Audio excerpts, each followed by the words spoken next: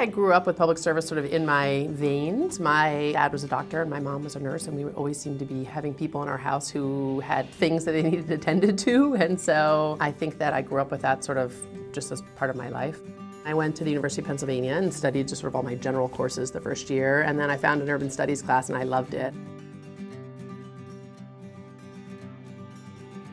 When I came to New York, I worked for a for-profit housing developer for a year or two, but I really wanted to work for a nonprofit.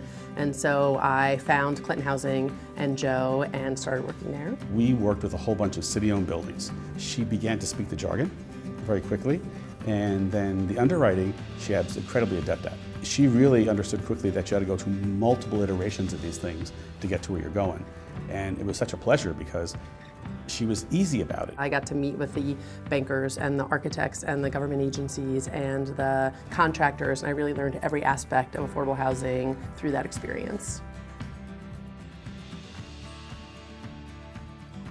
Fast forward, I went to HPD. Through the course of the time that I was there, I had 6 or 7 jobs. It kind of clicked and I realized, oh, all of this work in the public sector, all of this financing that we're doing of all this housing, this is really interesting policy work, and I get it. It really is a privilege to do this work. In February of 2009, at the height of the Great Recession and the financial crisis, it was very obvious to everybody at HPD that we needed to be thinking hard about the housing plan and how we were going to reposition it. RuthAnne knew that, and she instantly had ideas. When Raphael came in and we shifted the plan to preservation, it was sort of my first exposure to both what is a housing plan, how does that get structured. For the first time, we were responding to something in the market that hadn't really been around before, where you had these private equity firms coming in and being involved in the affordable housing space. We had to sort of double down and figure out what is going on in the market and how do we create tools to address that. She is a magnificent barometer of what the right thing is to do. And I think it's served her well, and it's served the entire affordable housing community very, very well. Robin Hood is an incredible organization.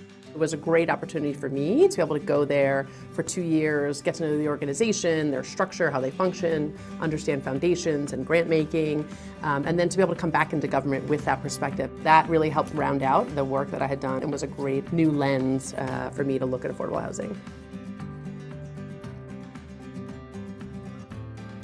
I had been commissioner of HCR for 2 years, just about, for the governor, and then when he asked me to be director of state operations, I said, look, the one thing that I really insist on is that RuthAnne Visnauskas be my successor. He agreed immediately. To be able to come to the state under a time where Governor Cuomo had the vision to launch a $20 billion, unprecedented, 5-year, 100,000 unit affordable housing plan was really an opportunity I never would have imagined.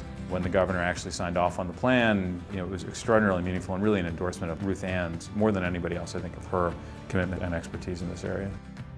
I feel incredibly lucky to have been able to work on that. The Community Restoration Fund project, which is relatively new to the agency and was really spearheaded by RuthAnne, is pretty innovative. When I got to the state, I got this great exposure to the single-family home world, and so the big issue in single-family homes for upstate communities is zombies and foreclosed homes, and so we started talking about what can we do. So when we were coming up with the Community Restoration Fund, it's not just government that comes up with that idea. We worked with our partners at the city, we worked with people like Christy Peel at the Center for New York City Neighborhoods that look at these issues, and they helped us think about how do we address the foreclosure crisis in the single-family home market in New York State. It's been fantastic to have her bring her credibility, her expertise, her know-how, and really invest that in coming up with new solutions for affordable homeownership. I think she actually has a real understanding about how government works, and I think that sort of passion for government as an agent for change is rare.